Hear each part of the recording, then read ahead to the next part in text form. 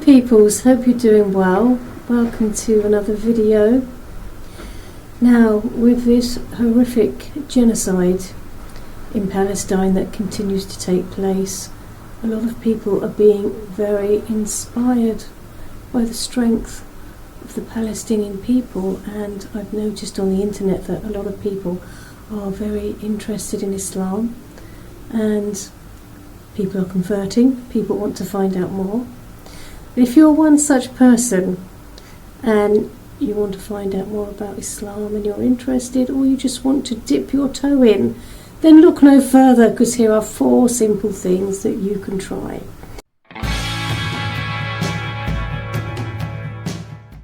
Now, this video is not going to be about gaining lots of knowledge, or I'm not going to be giving you lots of information. I'm not going to be telling you what books you can read, because these little exercises you can try, it's all about the way you makes you feel.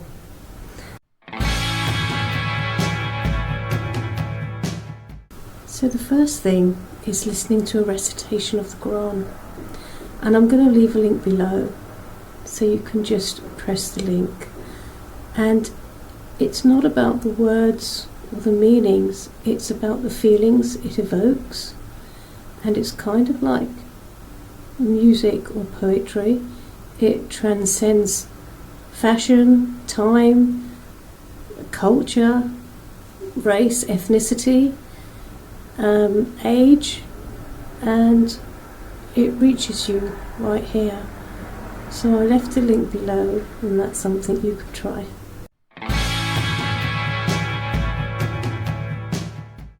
You could try the Islamic prayer, which is lots of actions. It's a mixture of, I say it's a mixture of yoga as well.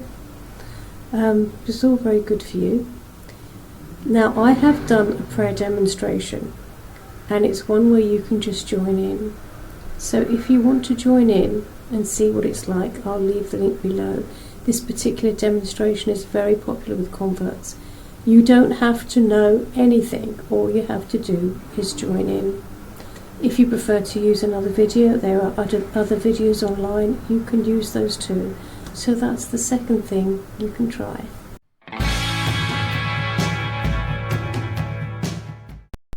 Now, the third thing, it's all about developing your link with God, that connection with God. And you know, our spirits, they're not from this world. They don't follow the laws of physics.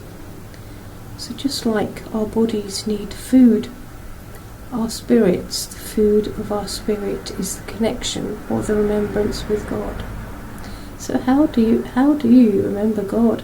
Well, I do think it's a very personal thing, but in Islam there's a lot of weight placed on reflection, and contemplation.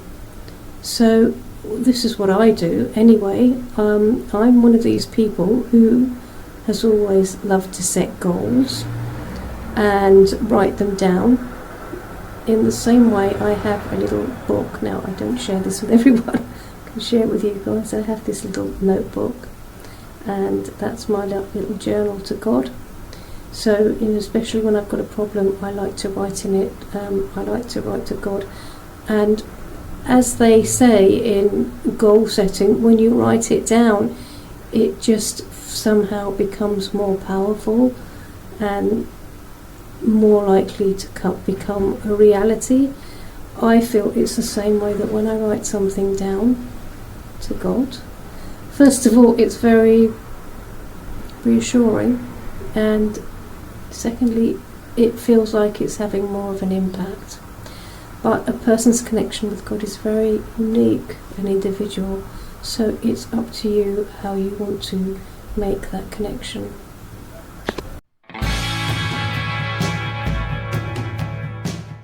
Okay, so the fourth thing. Now, how many times have you come across a quotation that you read and that really resonates with you, and you find it really inspiring, and you feel like it gives you a new insight, or you find it quite life-changing? Well, in Islam we have no shortage of beautiful quotations, and there are three sources. The first one is the Quran. The second one are the sayings of Prophet Muhammad, peace be upon him, which we call hadith. And the third one, which I recommend, is a Sufi poet called Rumi, which you may have heard of. So now, from each of these sources, I'm going to give you some of my favourite quotations. So this one is from the Quran, and verily, with every difficulty, there is relief. So I like that one. It kind of reminds me of that saying, there's always light at the end of the tunnel. It's something that we really need to remember in a crisis, because often we feel like we're falling down a dark hole, going deeper and deeper, and we can't see a way out. But we have to remember that with every difficulty there is relief. Okay, so this is a lovely quotation from Prophet Muhammad, peace be upon him. It's a hadith. Richness is not having many belongings, but richness is the contentment of the soul. And this next one, it's my favourite. It's from the Sufi poet Rumi. When we're all so self-obsessed with taking selfies and putting our faces through filters and making ourselves look amazing on Instagram. This is from the Rumi. The only lasting beauty is the beauty of the heart. And on that note, peoples, I shall love you and leave you, and I shall see you in the next video.